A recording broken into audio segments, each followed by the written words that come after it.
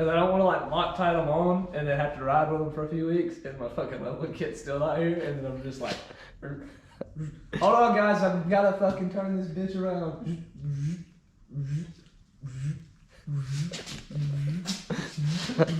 8-point turns. Alright, so me and my buddy, we're reverse leveling a third gen.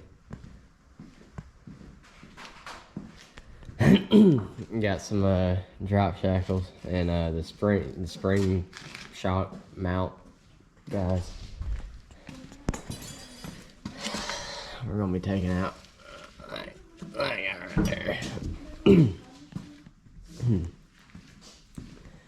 And also gonna be taking out the spacers for that up on the leaf spring. Oh hell, I don't think you can see it, but leaf spring spacers right there.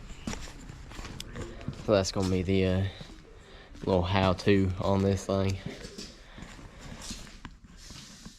So stove good. Nice. So the front's at like 3 foot 7 inches.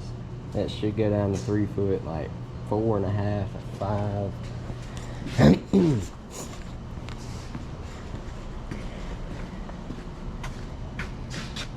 And then the back is at 3 foot 7 also. So that should drop down. That'll actually stay the same, so I'm actually hoping that'll get down to about 3 foot 4 inches. 4 or 5. Just reverse leveling the truck. Alright, so with this whole process, you gotta drop your sway bar down.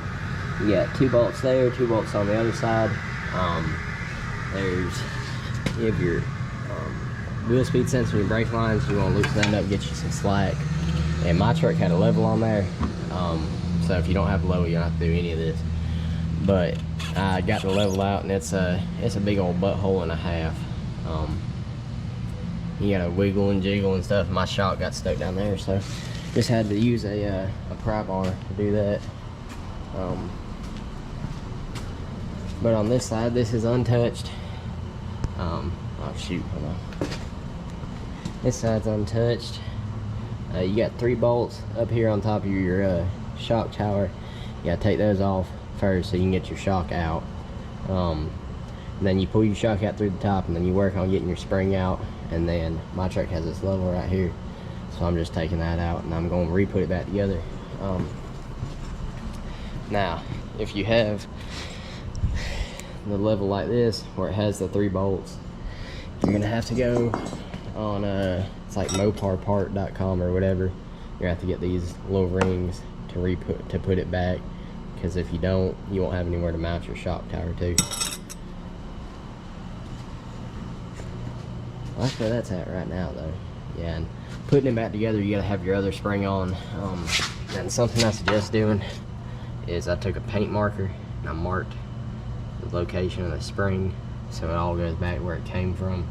I don't know if it'd really matter, but I figure, you know, if it came out that way, it should go back that way. But that's where I'm at right now. Alright, so have to get the leveling kit out and fight with the scary ass spring compressors. That's what you get. A non-level truck.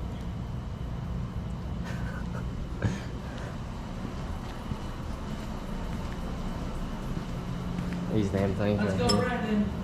Let's go, Brandon. But yeah, after you get all that scary, because on the driver's side I was able to get the spring out with just a pry bar. On this side I had to use the spring compressors. That wasn't fun. A whole lot of unuseful noises. But just make sure you get your little, I don't think you can see it, but your little paint marker lined up in the cup, just so everything's going back the way it should. But yeah, that's where it's at right now. So now, after taking the level out, the truck is at 3 foot 4 inches on both sides. Yeah, see, I'll be able to hit you with this in the forehead faster than you hit me with that shovel, guaranteed. Alright, so this is as far as reverse leveling the truck with just the blocks. So you got these 2 blocks are usually under there with your overload. I'm taking my overload out. I'm putting my 2 blocks on there.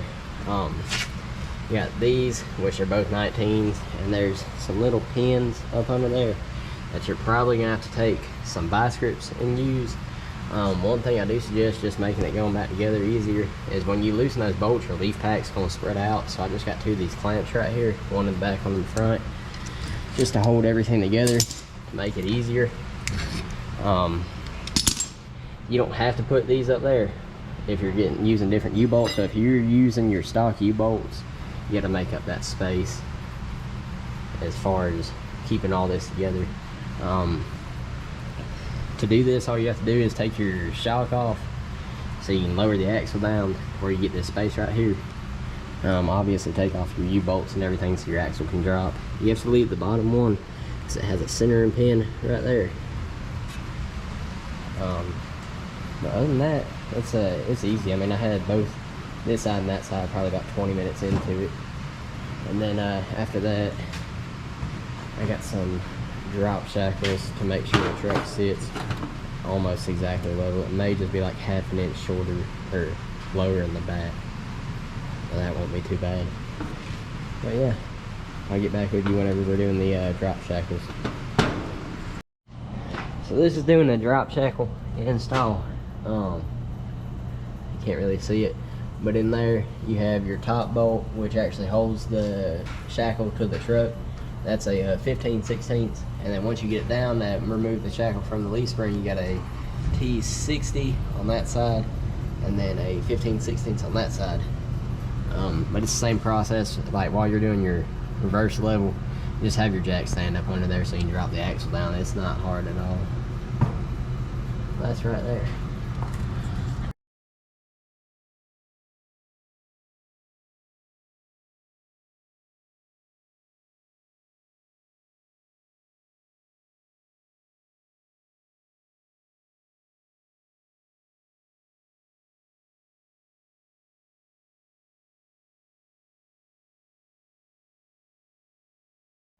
So this is the next day after we got everything done. Whenever you're doing these lowering shackles, you want to make sure that the wider part goes towards the frame and the skinnier part. And when you're doing that, you want to don't tighten the shackles that bolt to the truck. You don't want to tighten those until the truck's on its own weight. But it almost got exactly level. The back end a quarter of an inch lower than the front, but you can't really, I mean, it's not on the levelest of ground right now, but it's a quarter of an inch lower. And then as far as my buddy's truck, we were putting the 5 stars on. He had to get some 8x6.5 to 8x180 adapters. This ended up being the final product of it. We just threw those adapters on there, threw some Loctite on it, or some orange Loctite, and torqued them to 140 foot-pounds. That's what he found on Google. And it ended up looking pretty good. He said it rides good too. So there's that. This is for any of y'all that want to find the same drop shackles I used. You go on airbagit.com, come over here to the lowering kit. Oh hell, it's not gonna do anything. It says lowering shackles right there. So you click on that, then you'll come up here to the top for Dodge.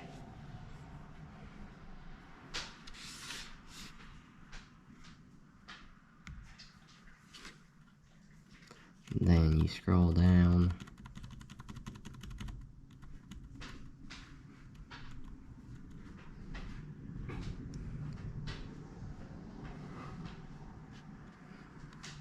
Where's it at?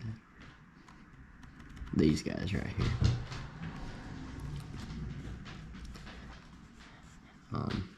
Just these guys. And I mean, they run you about, I think mine was $95 shipped to the house. That's how you find the drop shackles.